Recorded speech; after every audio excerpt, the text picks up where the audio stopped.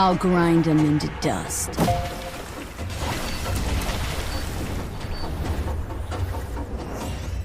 Enemy reinforcements confirmed. Eliminating.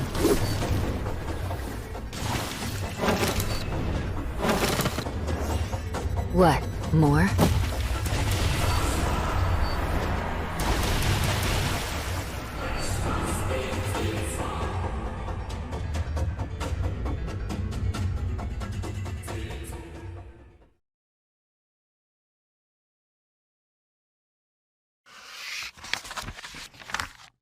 The boy stirs to wakefulness in an unfamiliar room.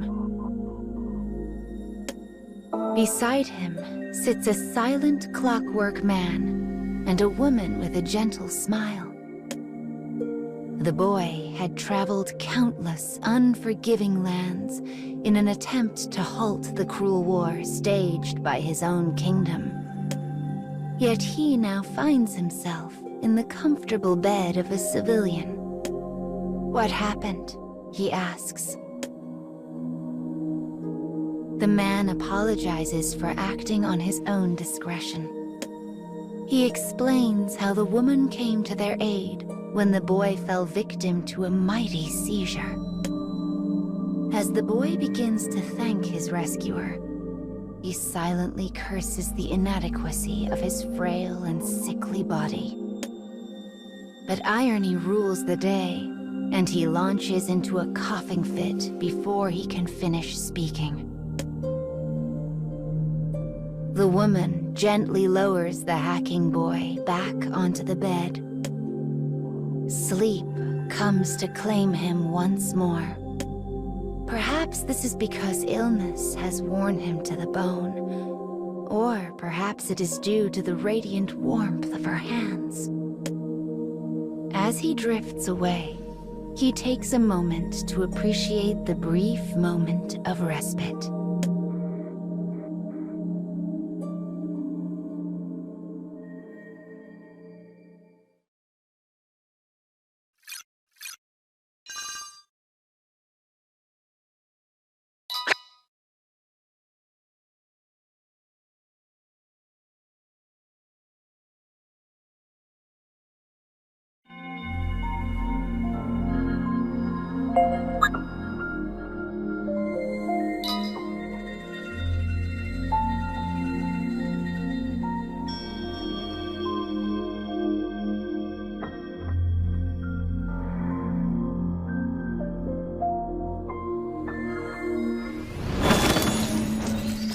Commencing mission.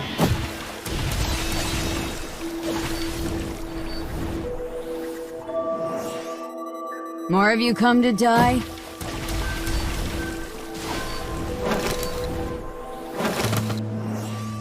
What? More?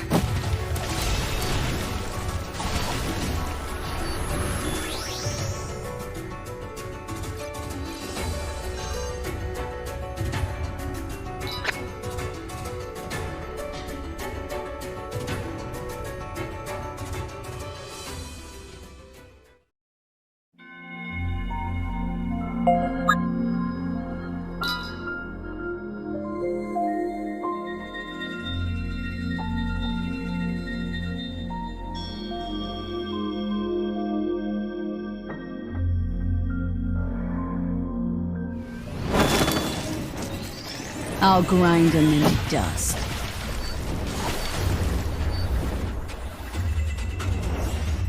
Enemy reinforcements confirmed.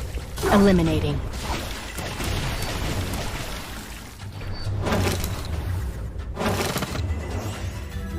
What? More?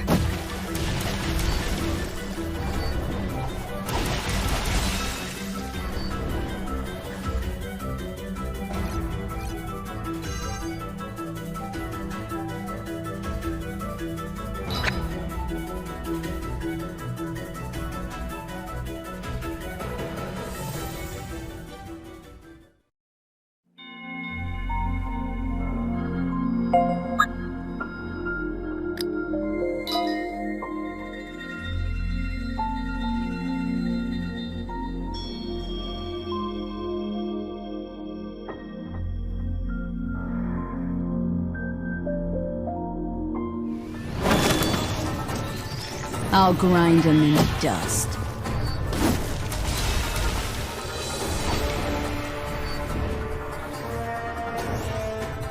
What, more?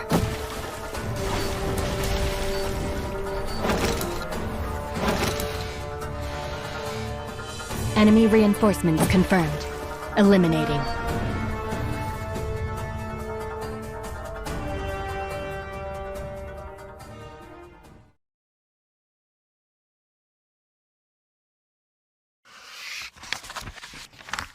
Several days have passed since the boy began his treatment in the woman's humble abode. He occasionally hears commotion erupt outside. The townsfolk talk of nothing save the war. The fires of battle spread daily across the land, and they fear their town will soon be set to burn. Eventually, their unease grows so great that a guard is dispatched to keep watch over the boy and man. I have to form my alliance as quickly as possible, thinks the boy. I must forge a peace among these warring nations. Despite the boy's conviction, his weakened body fights him at every turn. Instead of helping the people, he finds himself increasingly reliant on their aid. The pain of his fever and cough is soon joined by the endless throb of a guilty conscience.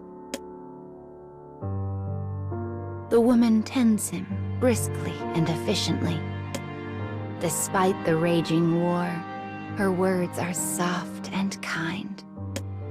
Despite her abject poverty, her food is warm and hearty. The situation begins to remind the boy of his childhood. As his thoughts spin, they finally alight on a particular memory. One from his earliest days as a child. It is the face of his mother, a woman who departed this world long, long ago.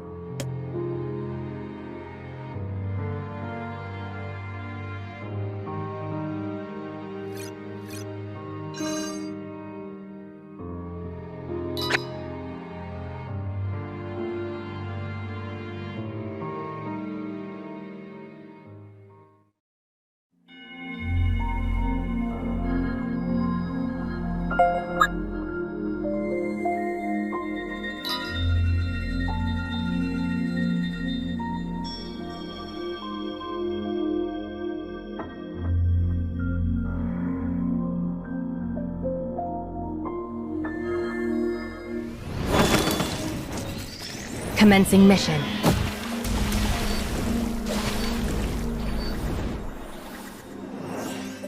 What, more?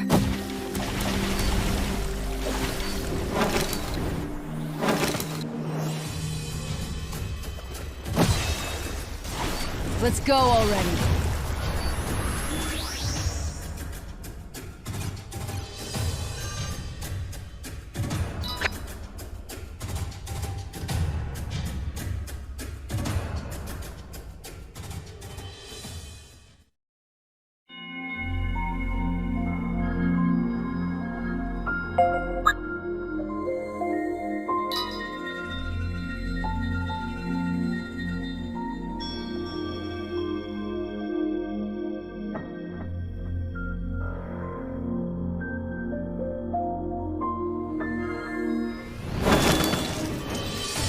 Found you.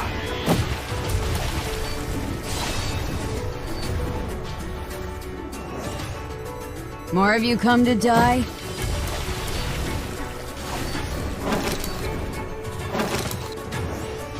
Enemy reinforcements confirmed. Eliminating.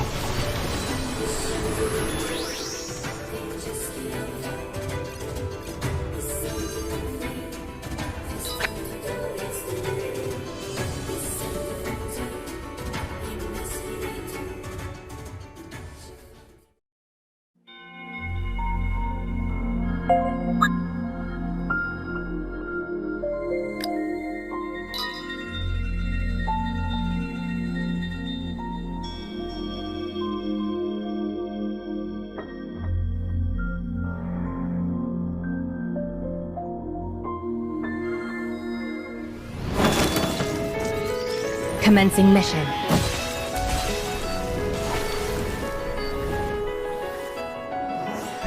More of you come to die?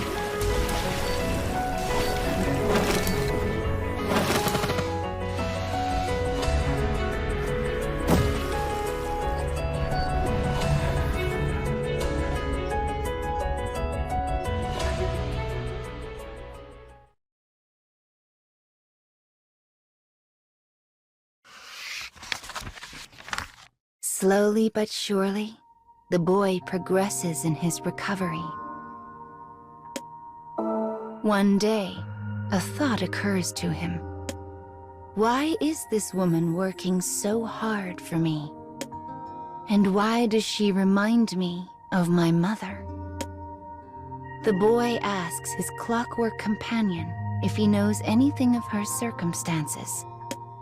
The man nods and reaches for a nearby picture frame that is turned face down. He flips it over to reveal a family photograph.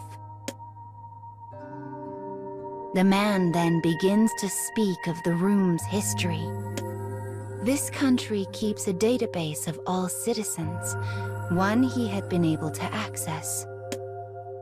He continues speaking, his voice dry and emotionless. He tells the boy what he found in the records of the woman's family. The room in which they rest once belonged to her child. The same child who smiles so brightly in the photo. But the fires of war had claimed him some time ago. And just as the boy sensed his late mother in the woman, so too did she sense her late child in him. A time of respite, a woman's devotion, a veiled love. Pain shoots through the boy's heart, but it does not come from his illness. Instead, it comes from a realization that his own homeland is responsible for all of this.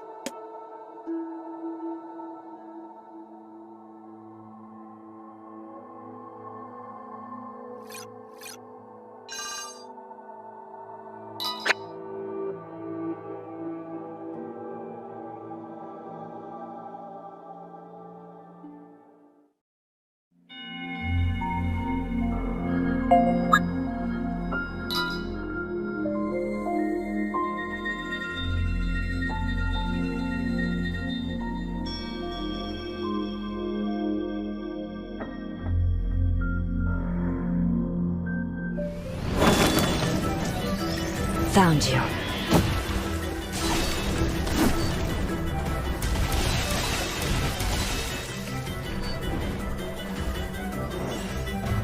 More of you come to die?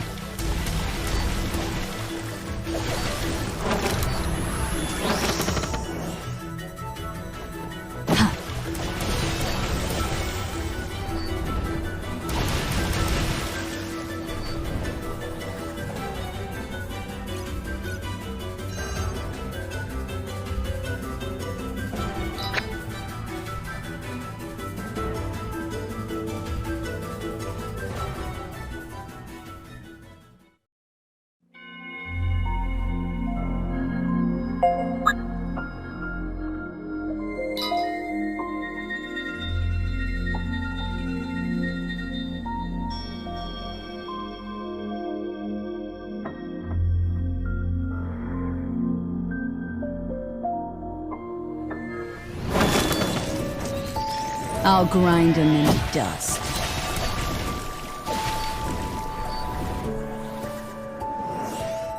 Enemy reinforcements confirmed. Eliminating.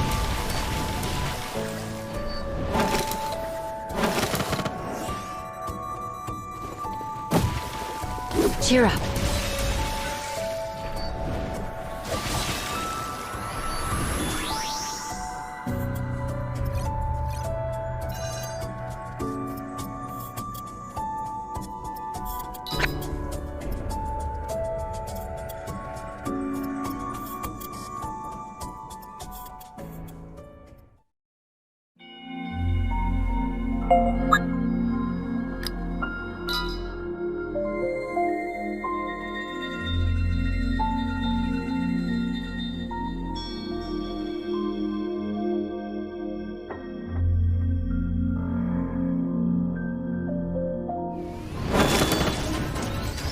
I'll grind them into dust.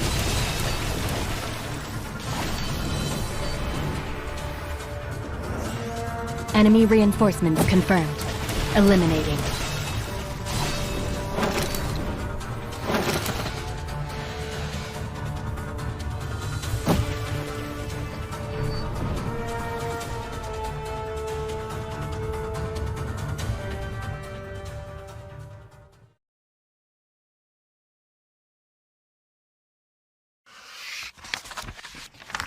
The woman's endless devotion stems from her conflating the boy with her own dead child.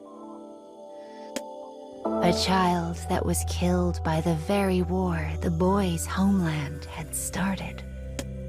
This truth lay heavily on the boy's heart. Enough, he says to the clockwork man. I can stay here no longer. He dresses himself and uses his staff to rise from the bed. As the man reaches to steady the boy, the distant rumble of cannon fire rings out. It is the sound of lives being lost. The familiar footsteps of tragedy march ever closer. They threaten to engulf the house at any moment. The woman suddenly leaps from her bed and rushes to the pair, begging them not to leave. Let me go, says the boy. I am not your son. I am from the kingdom, and royal blood flows in my veins. Shock breaks out across the woman's face before slowly morphing into hatred. It's your fault, she growls. Your fault. My son is dead, and it's all your fault. She lets forth an agonized howl, the pain of a mother tormented by an immutable past. Yes, replies the boy. I am responsible. He bows his head deeply. He knows he is the target of her hatred, and he knows that it is earned. As they abandon the house, the boy's fever spikes, and the pain threatens to blot out his consciousness. But he continues stumbling on. He will protect the woman and her house. He will stop the war. He will bear the burden of hate for as long as he must. That is why he walks on, and why he never looks back.